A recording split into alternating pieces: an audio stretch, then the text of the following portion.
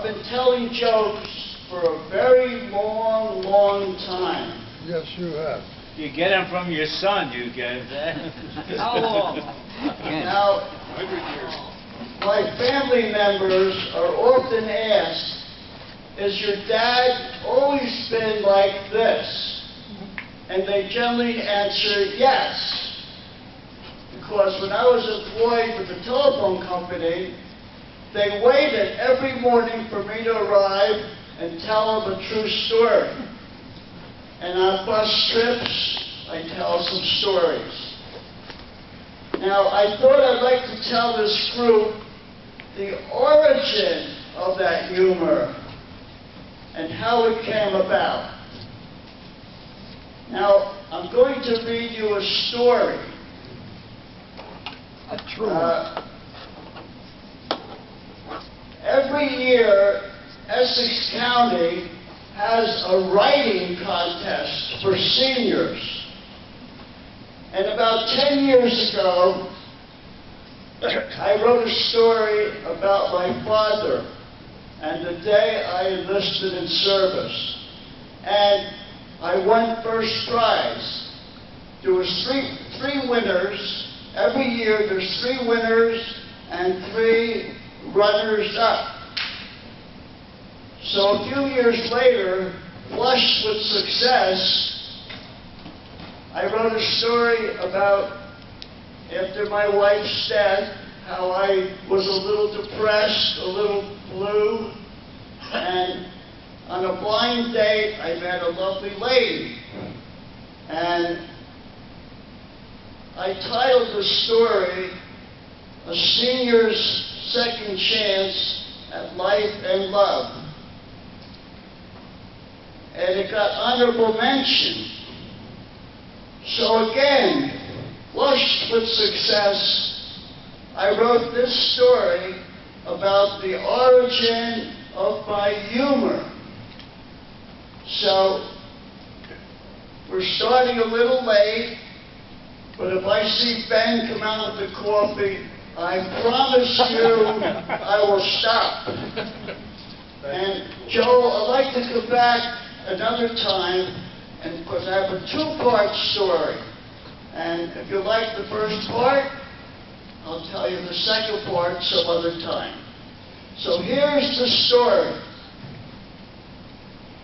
The year was 1998, and I was a senior at Westside High School in Newark. In those days, there was 2 classes of students, college preparatory and general students. The college prep students, about 1/3 of the class, were generally smarter, richer, and better dressed. They were destined to be the professional people, while we, taking the general course, were supposedly destined to be the blue-collar working class. I was an average student with a small circle of friends, generally liked, with a sunny disposition and a good sense of humor, but not well recognized by most of the other students. The above all changed when a friend urged me to try out for the school's upcoming musical show. It was called Collegiate, and it was given by the upper class, the seniors of that year, and we were going to put the show on. A big tractor-trailer truck had arrived with the sets, costumes, musical arrangements, scripts, etc.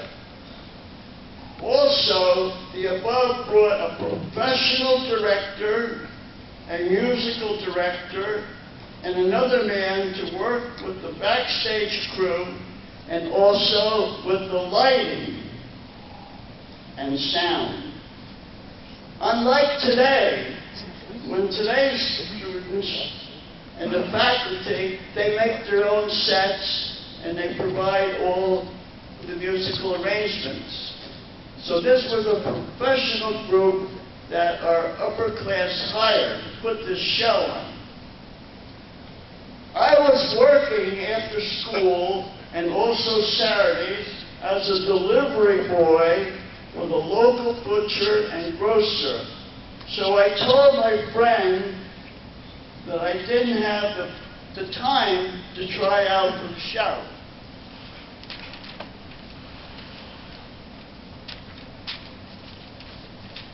And also, I didn't think I had the talent.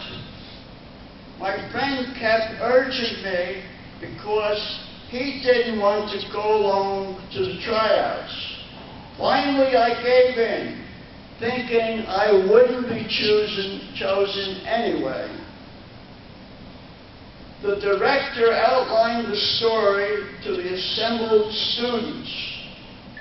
The background was to be a college campus with cheerleaders, football players, and a romantic boy and girl duo that could sing and dance, and leads that also could sing and dance, and chorus groups. The chorus groups had to be singers and dancers too. And there was going to be a comedy feature made up of a demanding Jewish mother that accompanies her little Jewish nerdy son to college.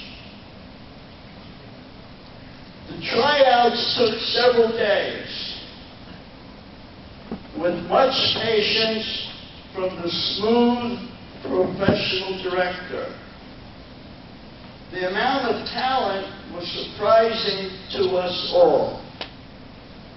The romantic lead went to a tall, beautiful girl with a lovely voice.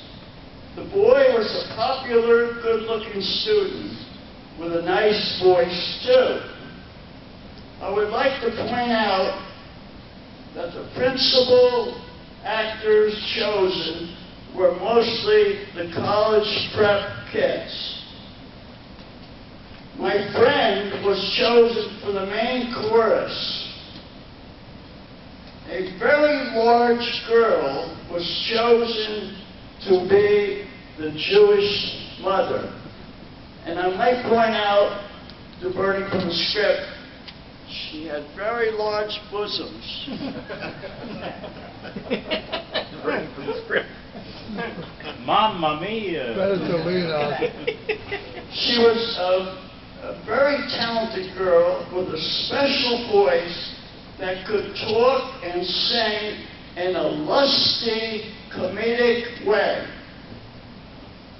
I had been set aside with 5 other boys to try out for Hector, the little Jewish nerd.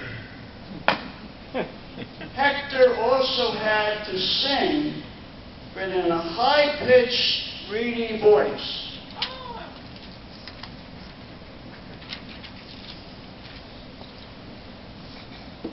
Somewhat like the later on Jerry Lewis sang in a similar fashion.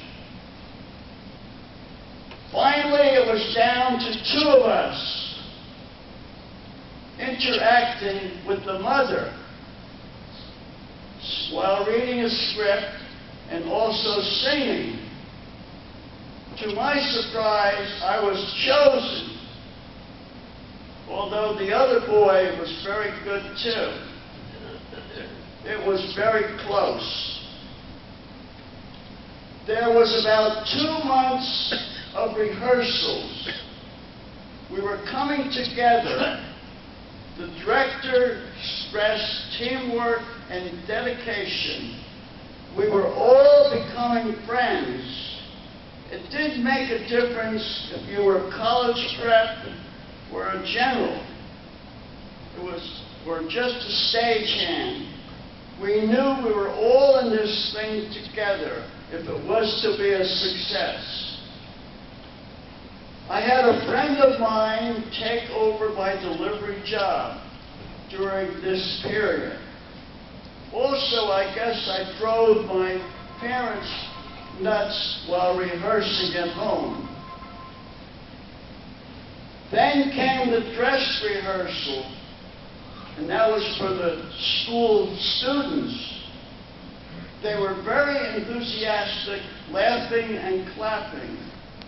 Then 2 nights later, in a Sunday matinee, the collegiate show was a smashing success.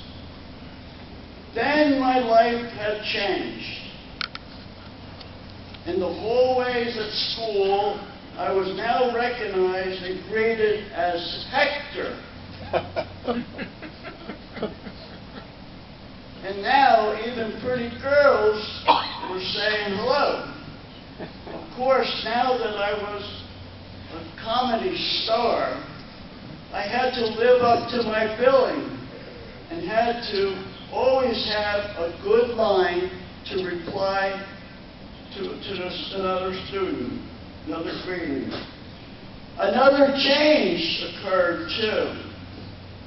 I bought better clothes, scrubbed my face, combed my hair more carefully, and just seemed to have more self-esteem and confidence.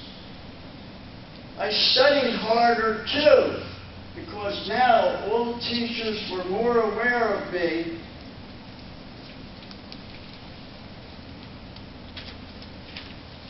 and seemed to call on me more often, and I didn't want to be a dunce. Even my parents and friends noticed a difference and were very complimentary to me. After graduation, I carried this new self-esteem and confidence into my first employment, and I received several promotions. And that would be my second part that I'd like to come back and talk to you about one day. When the war came with Japan, I enlisted in the Navy, attended several Navy schools, did well, and ended up in the Navy Air Force. After the war, I married, settled in a new house in Livingston, had 3 sons, and my wife and I became volunteers for just about everything. And during this period, I was complimented for my humor. I only attended one reunion of the high school class. That was the 25th reunion. And to my surprise, many greeted me as Hector after all that time. As expected, the college prep folks were now, for the most part, professionals. But to my surprise, a lot of the general course students did quite well too, because many had taken advantage of the GI Bill and had gone on to college. By the way, because of my part as Hector, I was called the wittiest boy in my graduating class. Now, at 96 years of age, I am still called upon at my senior clubs to get up and tell a true story and a few jokes. And it all goes back to that high school musical that gave me so much poise and so much self-esteem, so much self-assurance. And I'm sure that in this group, there must be many people that were in their high school class and the same thing happened to them. It seems that unknown to me, Hector had traveled along with me on life's journey.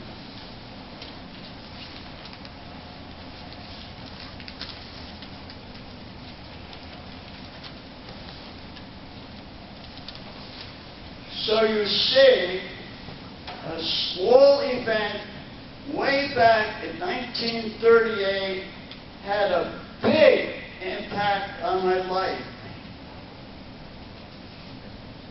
I would not have recalled all this if a couple of weeks ago I was looking for something in my dresser drawer and I spotted my West Side High yearbook. A couple of hours with the book brought a flush of memories and so many references to Hector from the students. So that's the origin of my humor. And a little side story was, there was a girl in the senior class, I would call her a golden girl. Her name was Florence Lamb. Now, she was beautiful, happy. She was the cheerleader captain. She was president of the French club. She started a sorority. She dated like the quarterback, the captain of the basketball team, or the good-looking rich kids. But we always passed and had a few kind remarks to each other. One day she said to me, this was after Hector, George, how come you never asked me for a date? I said, Florence, I said, I know who you date. It would be impossible for me to have a date with you. She said, why don't you ask me? I said, okay, how about a date? I said, how about tonight? It was a Friday. She said, I have a date. I said, how about tomorrow night, Saturday? She said, I have a date. I said, desperate now. I said, how about Sunday? She said, okay. I almost dropped over. This is Florence Lamb, the golden girl. I asked her what her address was. I know she lived on South 9th Street near South Orange Avenue. Now, I lived on 12th Street near Central Avenue. But she gave me her address. We set up a time, and I said, how about going to a basketball game or a dance at St. Antoninas? She said, no, I've been going to so many dances lately. How about you and I go to a movie? Now, I didn't want to take her to the Central Theater, which was poorer, so over on Main Street was a theater called the Tivoli Theater. Oh, yes. A little more expensive. Now, I went to her house, met her parents. They complimented me on the show. They enjoyed it. She was an only child, and off we went. Now, the walk was about 2.5 miles. We held hands, talked, laughed, saw the movie. After the movie, went next door, had a float, and walked back home. And she reached up and gave me a kiss and said she had a good time. I said I had a terrific time. Well, Monday, the word spread around West Side High School. George Klein dated Florence Lamb. The boys come up to me and said, you dated Florence Lamb? And then the next question was she a good kisser? I said, are you kidding? The best. Even the girls whispered in the halls, he dated Florence Lamb. So between Hector and dating Florence Lamb, I was a celebrity And this carried on after graduation, and it was the start of something new and something great. So thank you very much.